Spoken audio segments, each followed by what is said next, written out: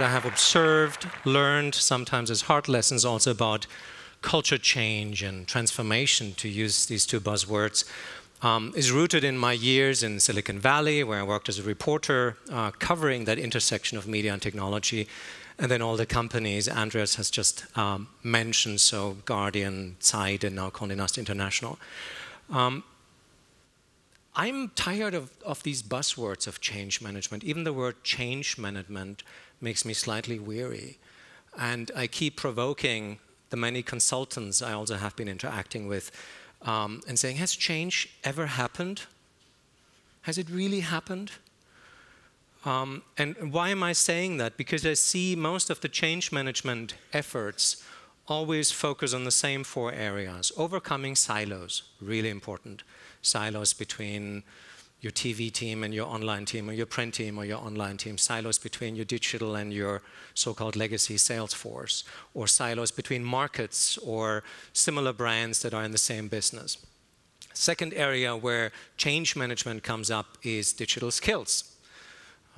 And that never ends. We constantly have to retrain. It's one of the, you could call it dirty secrets of digital publishing, is that the digital skills need to be updated much more often.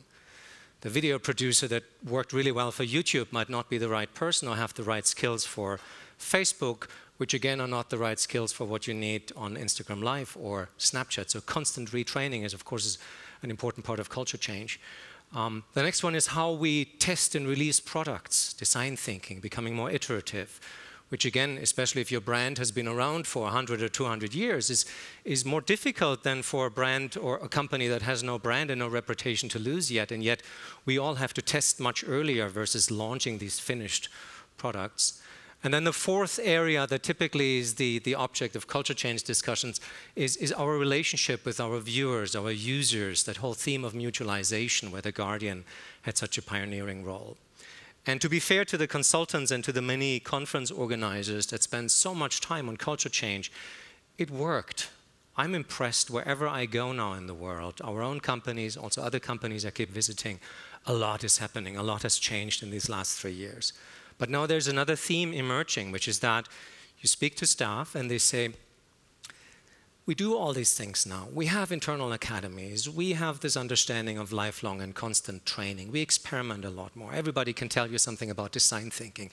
And yet, it always feels as if we are constantly 6 months behind, as if we're just launching the product we would have needed 6 months ago, as if we're just acquiring the skill we would have needed a year ago when it would have been a differentiator, and now it's just a must-have. Still important, but no longer a differentiator against our competitors. So everybody's even busier than they have been 2 years ago.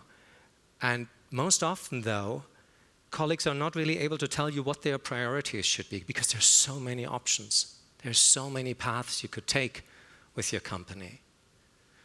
And this challenge of prioritization, of course, reaches deeper, which is strategy. True strategy is only a strategy, I think, if it consists at least of 50% of things you either don't pursue, while you could pursue them plausibly, or that you actually stop doing. Otherwise, it is just a long wish list, a bucket list that makes you even more frustrated. Common definitions of strategy are: strategy is the art of allocating limited resource to a predefined goal, limitation, scarcity. Another definition is strategy is the art of achieving more for an institution or entity or person than the initial balance would have indicated, the initial balance of power. So again, there's an element of limitation and adversity. And yet so many strategies that you read, just like mission statements, are almost interchangeable. They are not really strategies in that they don't contain that giving up of options you would have had as well. And that makes it so scary to jump off that tower, to come to that decision point of saying, we're pursuing this goal and not this one. What do I mean by that? Let's use an example. Could be any segment of the media industry. I hear your book companies are doing really well, so let's pick a fictitious book publisher, XYZ. And instead of asking what should our strategy be, or what is our mission, our purpose, your employees gather, and the question is, what business are we in? And that's a really good question to ask. It seems so easy, but really, what business are you in? typically you will see the following pattern emerge. Those colleagues who spend most of their days producing books, spending time with bookstores, selling, they will say, that's an easy one. And the finance team will agree, because that's where the money is. We're in the business of producing books that the bookstores want and that people want to read. Your editors who spend more time with the authors might say, let's say it's a science book publisher, popular science and academic science. Your editors will say, no, actually, we're in the business of informing and inspiring society towards science. Very plausible. The actual scientists in the building will say, well, that business of inspiring society about science, that really has shifted towards social media. We think we need to go upmarket, more B2B. We think we're in the business of caring for the scientific community, because they really don't have anyone looking after them, and science is increasingly getting under attack. Just look into the US. And your PR experts might be even more abstract, but equally intelligent, and they will say, no, we're not really in publishing. We are in the business of influence and in the business of lending authority to certain themes. And all of this is true, but all of these four options, and there would be many more, lead to very different strategic options. If you're really in the business of publishing books, no matter what is happening in digital publishing, then you will quite quickly speak about partnerships, about increasing scale, about either getting purchased or purchasing other publishing companies. If you're in the business of inspiring society, if there's a societal, community-oriented, mass market purpose, you might want to look into conference businesses, of which there's a growing demand for them. If you listen to the team that says, our core purpose, our business we are really in is supporting the scientific community in the countries we are in, then you might want to pursue education businesses, lifelong learning, teaching scientific topics that might not be taught in universities or for people who couldn't access universities. And if you're really in the business of lending influence and authority, then you're always in the realm of brand licensing, of public-private partnerships, which could also be very lucrative. I already can hear some of you think, yeah, but what's the problem? A good book publisher should pursue all of these options, shouldn't they? But you know what will happen if you pursue all of these four options? What will happen? Nothing. Nothing will happen. Because the most underappreciated resource in publishing, in the media industry, is not money. There's no shortage of money, really, in the end. Just look at BuzzFeed and the others. It is focus. It is creativity. If money was the only issue, companies that are practically drowning in money right now, like Snapchat after their IPO, or Facebook, would not have had such difficulty, Snapchat in really becoming a proper company that knows how to sell ads, or Facebook in finding a quick response to the whole issue of fake news after the American election. Money was not their issue, but management attention and creativity. So every one of these four options will take everything you've got, every ounce of your creativity and passion and management attention, because no matter which one you pick, someone is already there, often a global player. So that is something I want to talk more about, is how do you come to those prioritizations then, so that you have a proper strategy and not just optimization? How do you get to a good joint agreement of the business you're in? And how do you then work with that cultural resistance? And I don't want to point at others. Cultural resistance somehow is always the others. It's in all of us. We all play our part in that in an organization. And to go to a different level of abstraction, let me take a step back and talk about another technology that was equally controversial as the internet, or especially social media, are again since Trump. There was a technology a while back, technology we all love, and the criticism against that technology went as follows. This new technology will lead to new forms of criminality. It will spread diseases like nothing ever before did. It will allow for new forms of terrifying warfare. It will flatten regional cultures and identities and even languages. It will destroy local retail. And it will also lead to a decline in social etiquette, and it might also help disseminate radical and dangerous extremist ideas. Any guess what technology that was? It wasn't book printing.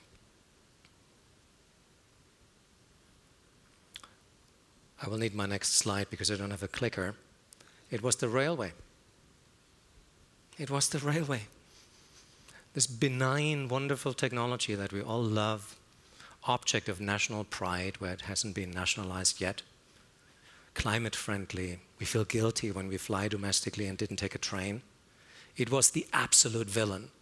And all of these criticisms were true. The railway did, starting with the Crimean War, did lead to more terrifying forms of warfare, even genocides in the Holocaust.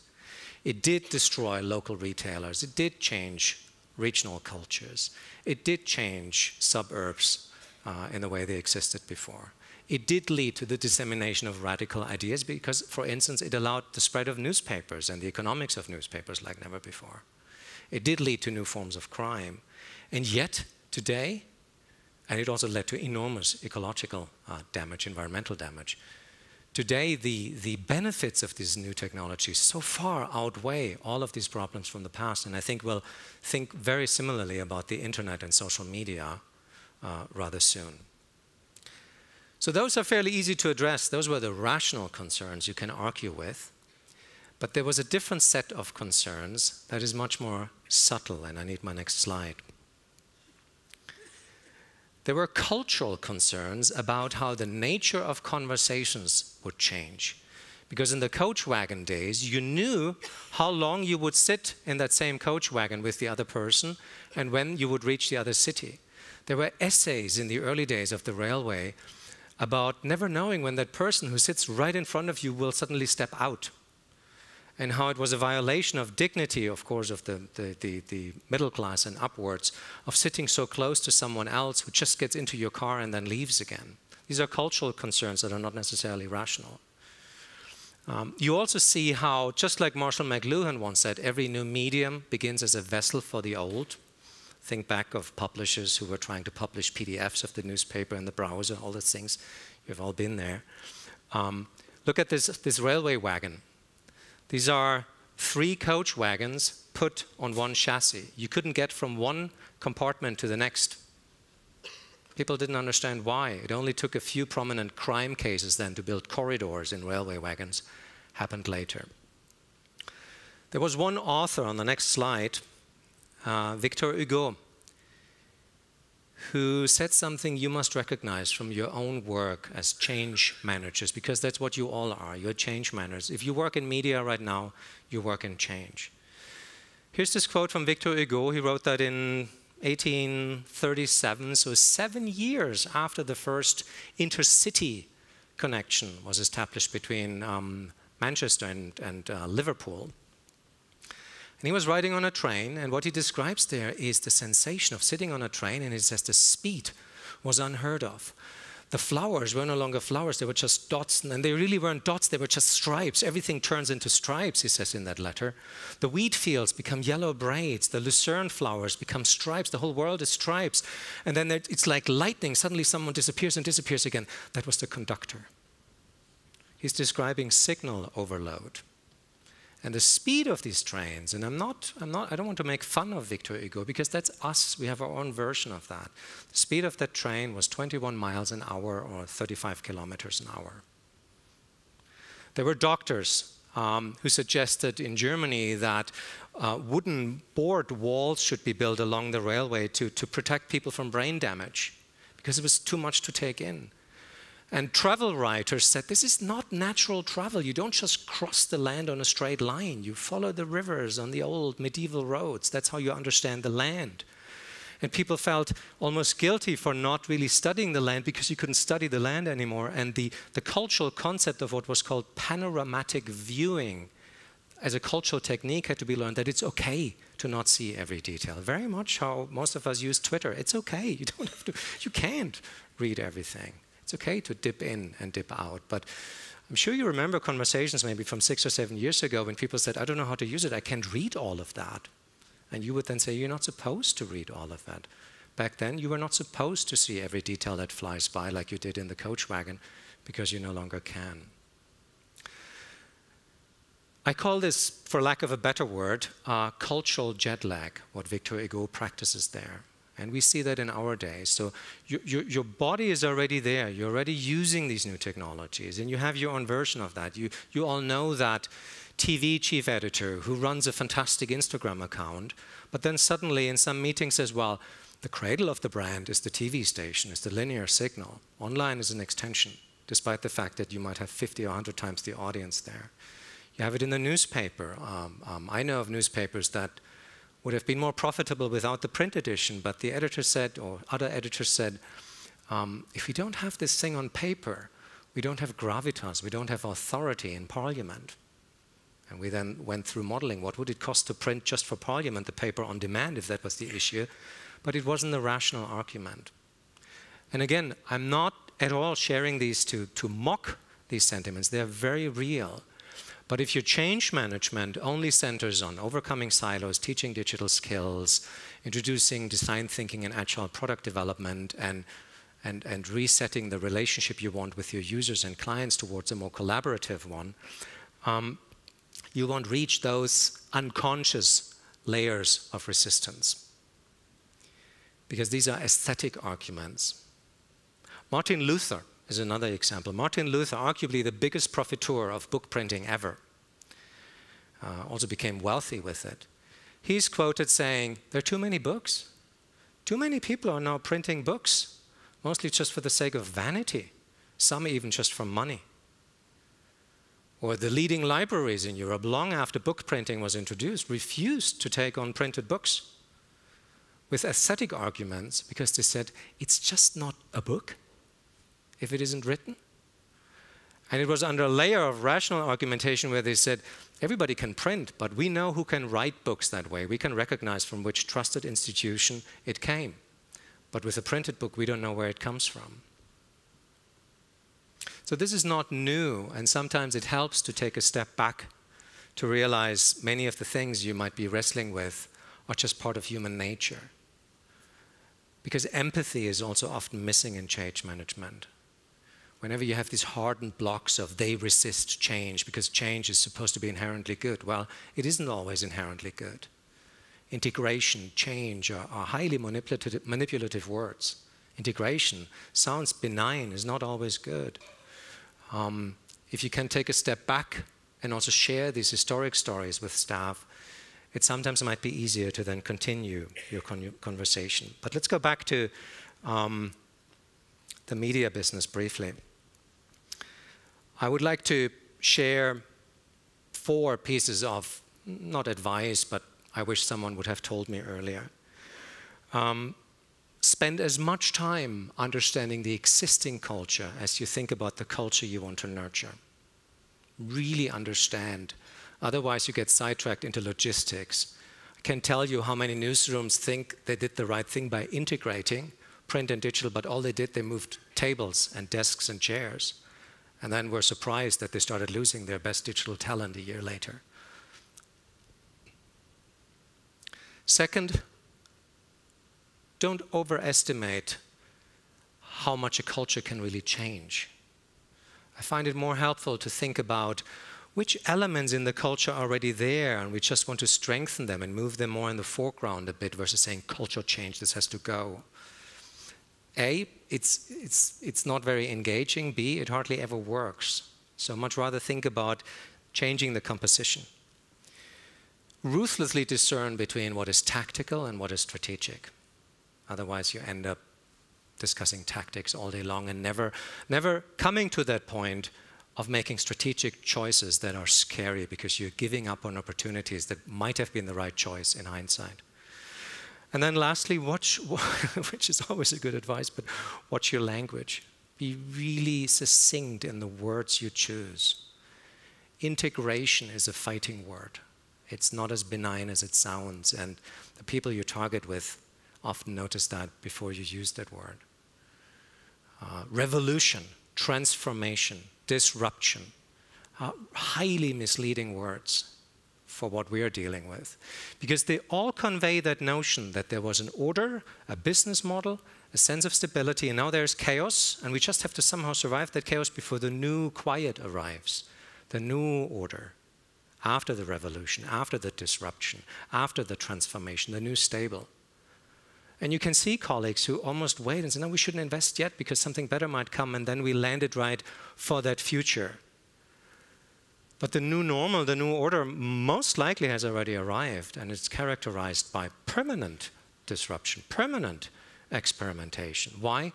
Because it's so easy to test new models. Software has become so easy. Hosting, bandwidth, distribution, marketing, all tend towards zero for something you just want to try out.